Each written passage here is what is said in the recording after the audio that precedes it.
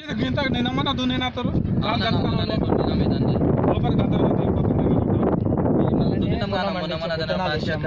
విత్తనాలు వల్ల పొన్నం నిన్న పొద్దున ఇదేమో సముద్రంలో ముద్దల ఇంకోటి కూడా ఉంది.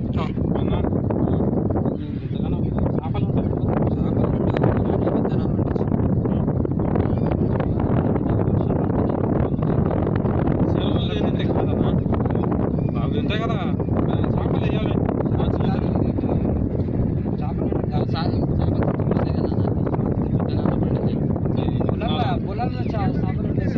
పొలం అది మళ్ళీ సముద్రం నాకుంది ఏమన్నా వాహనాలు పడినాయి మంచి పంటలు ఓ పెద్దకుందేమరా నాన్న వద్దు నేను దుక్కినా అనుకోవాలనే రాదు కదా అన్న ఇబ్బంది అవుతుంది.